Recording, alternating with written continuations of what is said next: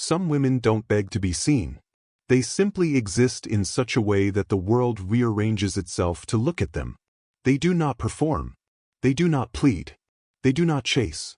And yet, they are remembered deeply, painfully, endlessly. To the untrained eye, their silence seems cold. To the unhealed man, it feels threatening. But beneath that stillness lies something ancient, an energy so steady, so unapologetically self-contained, that it stirs the most primal hunger inside him. It is not the hunger of lust, though desire may follow. It is not the hunger of conquest, though his ego may disguise it as such. It is something far more dangerous, the hunger to merge with what he cannot dominate. She represents what he has lost touch with, the soul that he abandoned in his pursuit of control. When a woman begins to embody her own wholeness, she becomes both mirror and mystery. Her silence speaks where words would only diminish her truth. Her calm becomes a contrast to his chaos. Her gaze no longer seeks approval, it reveals. He cannot name why he feels drawn to her, nor can he rest in her presence without being undone. Because she awakens in him the part of himself that has slept through countless lifetimes, the primal, unguarded essence that once knew love as freedom, not fear. Her power is not loud. It is felt. Like gravity, like the ocean tide, like the echo of something he thought he forgot. And when she moves, slowly, intentionally, without the need to explain, he feels it in his bones. He calls it attraction. He calls it obsession. But beneath those names lies something sacred, the remembrance of the feminine force that his soul has longed for since the beginning. Some women do not chase. They remember. And that remembrance is what makes men tremble. There is a kind of woman whose presence doesn't demand attention. It commands it, quietly. She walks into a room and the air changes. Not because she has spoken or because she performs, but because her energy moves differently. She is anchored, unmoved. While others rush to fill the silence, she allows it to breathe. And that, more than anything, terrifies the man who meets her gaze. For the man, silence is not neutral. It is exposure. It is the slow unraveling of all the masks he wears to convince the world, and himself, that he is in control. But in her stillness, those masks begin to crack. He feels the pressure of her calm like heat against glass. The steadiness of her presence forces him to see himself reflected, not the version he projects, not the one he curates to be admired, but the one that trembles behind his pride. She does not try to soothe him. She does not fill the void with reassurance. She simply holds. And in that holding, something ancient awakens in him, something animal, something divine. He begins to circle her in the way a man circles the unknown, cautious, curious, afraid. Because she does not feed his ego, she feeds his shadow. In Jungian terms, the shadow is not evil. It is simply the part of the psyche that remains unacknowledged.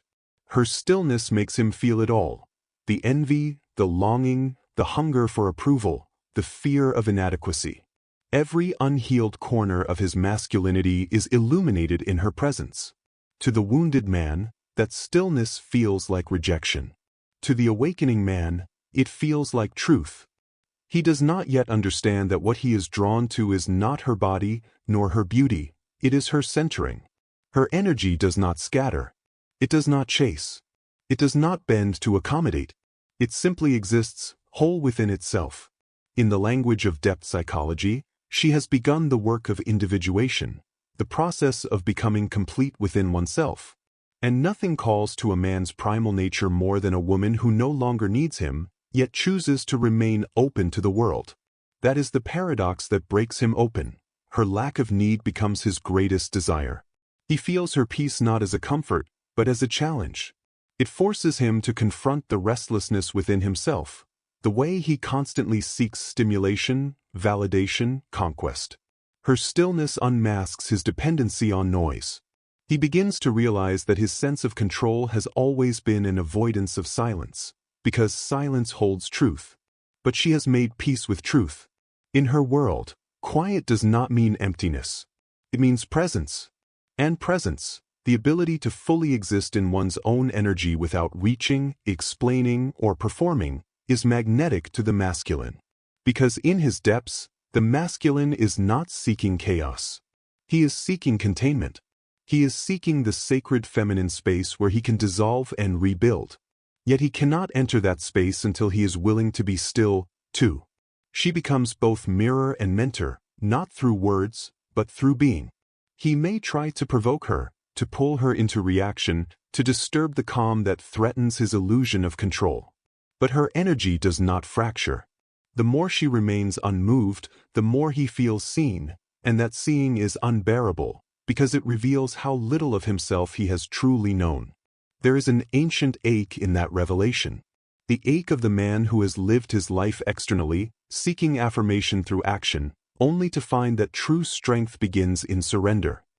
Her stillness whispers to him, "You cannot possess what you have not yet met within yourself." That is the first lesson of the feminine mirror, and the first silent behavior that awakens obsession. For he cannot name why her calm intoxicates him. He only knows that in her presence, something inside him wants to rest, and yet, something else wants to fight. The primal pull between peace and power begins to wage war inside him. He tells himself it is attraction, but attraction is too small a word. It is recognition. On a level deeper than logic, he knows that her energy holds the key to his wholeness. But to reach it, he must release everything that isn't real. Her stillness is an invitation, not to her, but to himself. If he resists it, he will project. He will accuse her of indifference, of cruelty, of mystery designed to manipulate. But if he allows it, he will dissolve, slowly, beautifully, into something far greater than the identity he has clung to. That is why he cannot forget her. Because she did not try to be remembered. She simply was. And the part of him that longs to be whole will always remember the one who reminded him how wholeness feels. The stillness is not absence, it is presence refined. It is the echo of every woman who learned that her value was not in her noise, but in her knowing. And once a man meets that knowing, his soul begins to stir. Because deep beneath the layers of masculine armor, every man carries the same silent desire. To find the woman whose calm does not tame him, but teaches him to see himself. That is the first doorway into his primal obsession. There is a moment, always, when the stillness becomes space. What was once a calm presence begins to recede, not in anger, not in punishment, but in rhythm, like the tide drawing back before a larger wave. And the man feels it before he sees it, the faint withdrawal of her attention, the invisible thread loosening. He calls it distance, but to her, it is equilibrium returning. She has felt his energy pressing against hers, a quiet hunger, a need to claim what cannot be claimed, and she knows that to remain whole, she must step back into herself. It is not rejection, it is respiration. The feminine breathes in and out of connection, expanding and contracting like the moon's pull on water. When she expands too far into him, she loses the gravity of her own orbit. So she returns, to silence, to solitude, to the sanctuary of her own body. He feels the absence like a wound. The mind that once dismissed her calm now cannot rest without it. His texts linger unanswered. His jokes fall into the void. Every moment of quiet between them becomes an accusation he cannot escape. This is where his shadow begins to speak. It tells him stories, that she no longer cares, that she must be seeing someone else, that he was foolish to trust her serenity. But beneath the noise of pride and panic lies the truth. He is meeting the part of himself that cannot tolerate uncertainty. In Jungian language, her distance activates the anima projection. The feminine within him, the inner muse, the feeling self, has been cast onto her form. When she withdraws, he feels as if his soul has left with her. That is the illusion of possession dissolving. For her, this is sacred work. To remain close would be to collude with his dependency. To step back is to invite him into his own depth. It takes strength to do nothing, to hold the tension of unfulfilled desire without collapsing into explanation. She lets the space speak for her. And in that space, he begins to hear everything he once silenced, the echoes of abandonment, the ache of childhood longing, the loneliness that achievement never cured. The masculine ego resists this confrontation. It prefers pursuit to reflection, conquest to surrender. But the primal nature within him, older than his conditioning, knows another truth, that desire deepens through distance. He dreams of her now, not as possession but as presence. She appears in fragments, the scent of rain, the texture of her voice, the way her eyes held both warmth and warning. He reaches for the memory, but it dissolves like smoke. This is how obsession begins, not from deprivation, but from reflection withheld. She is no longer his mirror, she has become the horizon he cannot reach. And yet, this longing serves a purpose. It teaches him that connection cannot be sustained by control. What he misses is not her compliance, but the way he felt seen in her gaze. To regain that, he must learn to see himself. Meanwhile, she moves through her days with a quiet clarity. She does not check the messages. She does not explain her silence. Instead, she tends to the parts of herself that once confused attachment for love. Each act of self-care is a reclamation of energy once spent in proving her worth. This is not manipulation, it is maturation. Her distance is medicine, not punishment. And as time passes, something extraordinary begins to unfold in him. The initial panic softens into curiosity. He begins to sit with his discomfort rather than chase it away. He notices how much of his desire was rooted in fear, fear of being unseen, unchosen, forgotten. He begins to ask himself the questions she never voiced aloud. Who am I without pursuit? What remains when she is no longer the mirror of my power? Slowly, the walls of projection crumble. He begins to recognize her not as an object of need, but as an archetype of wholeness. The feminine that once existed outside of him begins to awaken within. He remembers the softness he once buried beneath ambition. He feels the grief he once disguised as anger. He begins, for the first time, to understand intimacy not as taking, but as meeting. And in that understanding, the distance between them transforms. It is no longer a punishment, it is initiation. She senses this shift without words. The psychic field between them hums differently, no longer dense with demand, but open, expectant, alive.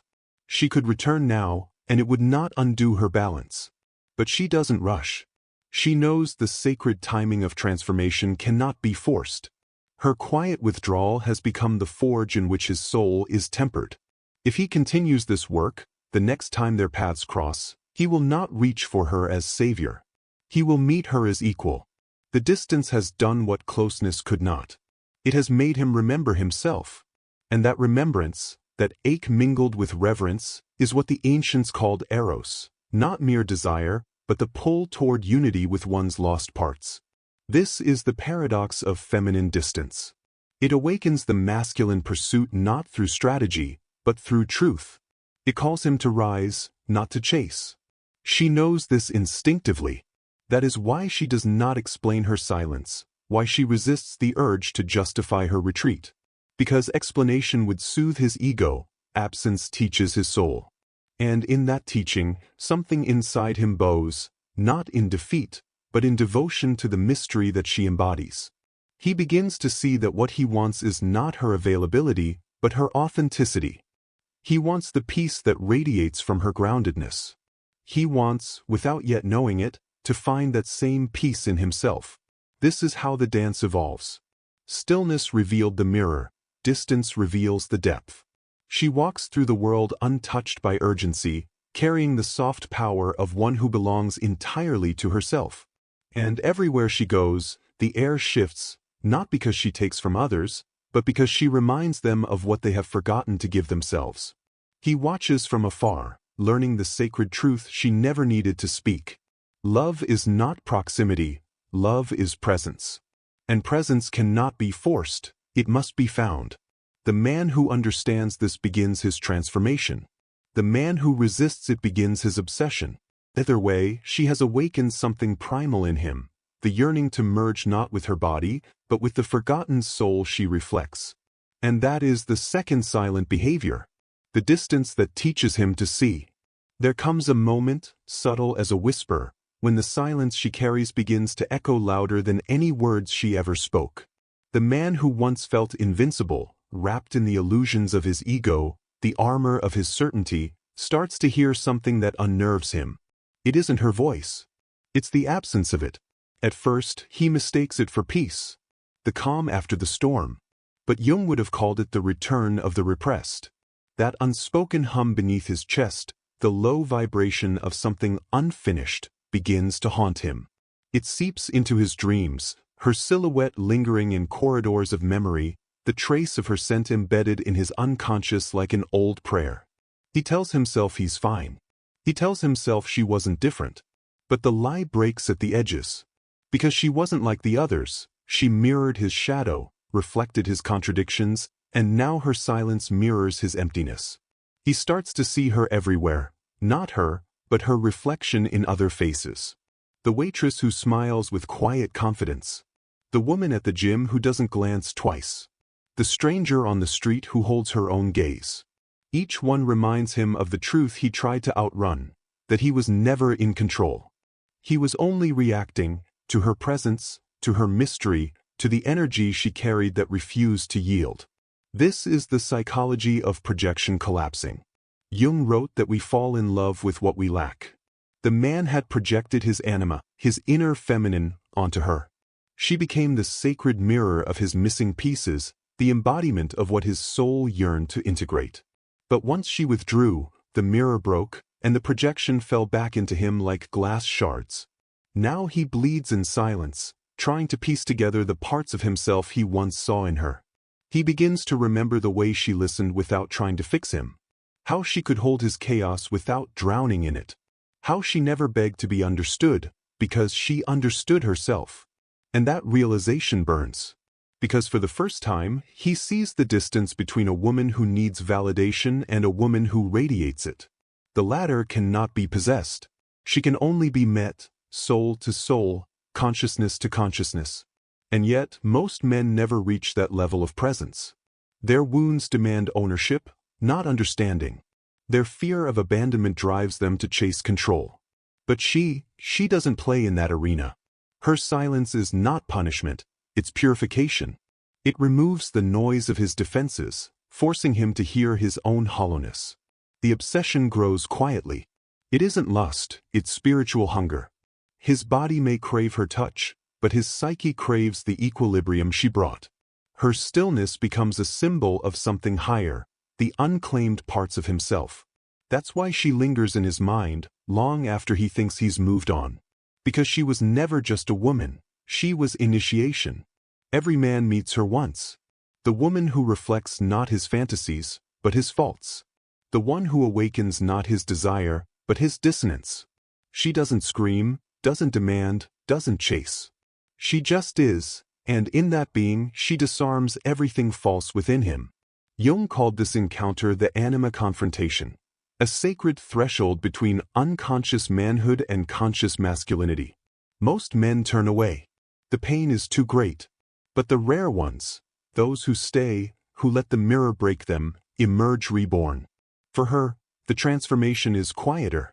There is no revenge, no declaration, no victory parade. Just an unfolding.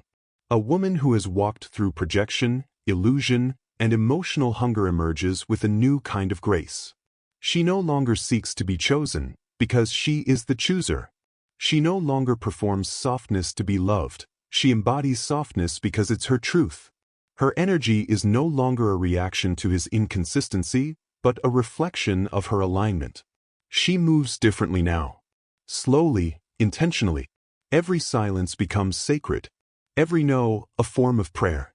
She no longer needs to prove her worth, for she sees that the only real validation is inner coherence.